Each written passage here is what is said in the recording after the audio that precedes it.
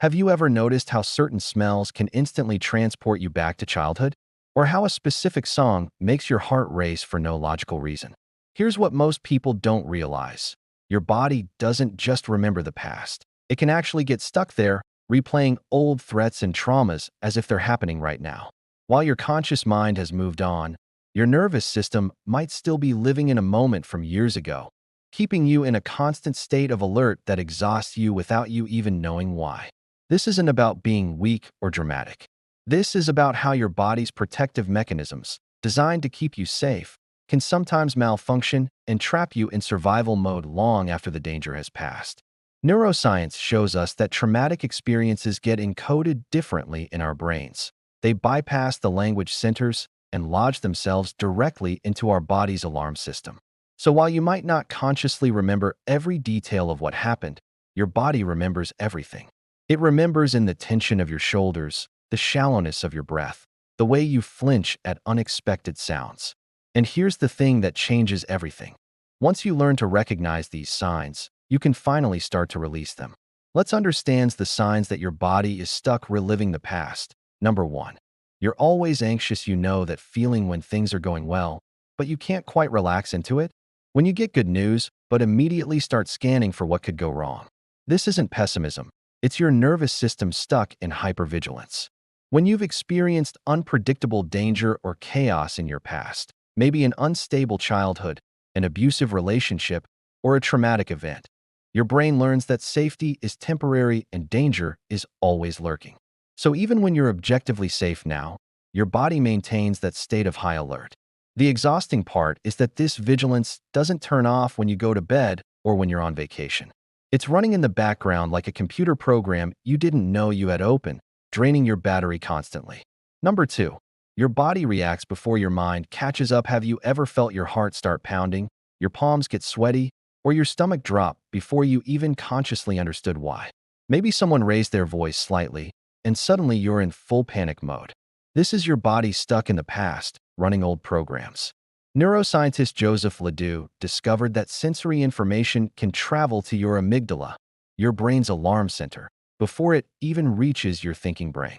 This means your body can launch a full stress response based on fragments of old memories before your conscious mind even knows what's happening. A tone of voice that reminds you of someone who hurt you, a facial expression that looks like disapproval, even a time of day associated with something bad. All of these can trigger a cascade of stress hormones flooding your system. You're not overreacting. Your body is reacting to a genuine threat. It's just that the threat is in the past, not the present. Number 3.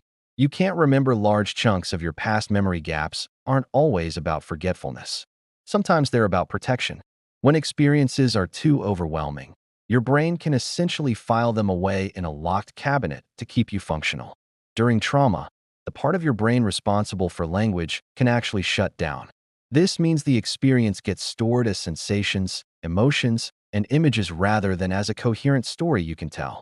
You might not remember what happened, but your body remembers how it felt.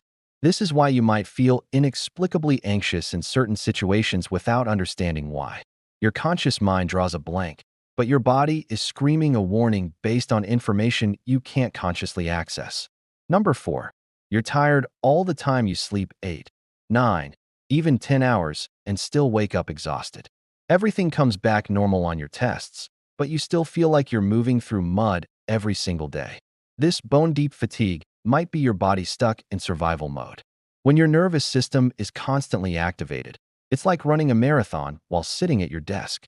Your body is producing stress hormones at levels meant for short-term emergencies.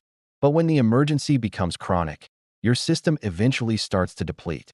The result is a fatigue that sleep can't fix because the problem isn't lack of rest. It's that your body is working overtime processing threats that aren't actually there anymore. You're exhausted because you're running from a danger that ended years ago, but your body never got the memo that it's safe to stop running. Number 5. You have strong physical reactions to seemingly minor things. A certain smell makes you nauseous. A particular song makes your chest tighten. Someone touches your shoulder, and you feel rage or panic surge through you. These aren't random quirks. They're somatic flashbacks. Your body is reacting to sensory triggers that are connected to past experiences. Sights, sounds, smells, textures, and sensations get encoded with intense emotional weight, but without the context that tells you this happened before and it's not happening now. So when you encounter something that resembles an element from your past, even if you don't consciously make the connection, your body responds as if the original event is occurring. Your thinking brain knows these things aren't dangerous, but your body knows differently because it's still living in a moment when similar sensations meant real threat. Number 6. You feel disconnected from your body. You go through your day feeling like you're watching your life from behind glass. You look down at your hands and they don't quite feel like yours. Psychologists call this dissociation, and it's one of the most common signs that your body is stuck processing past trauma.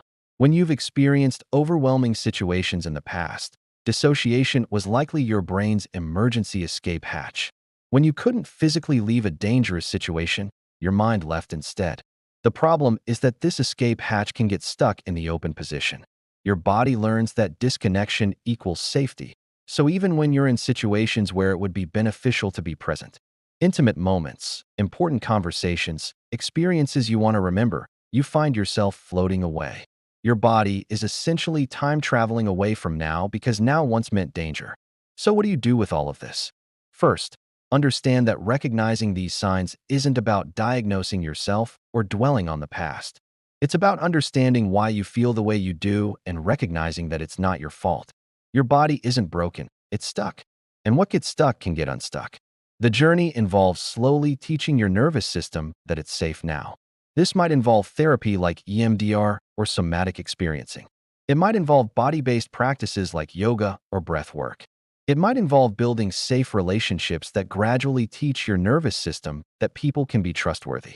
The most important thing is that healing doesn't mean forgetting what happened.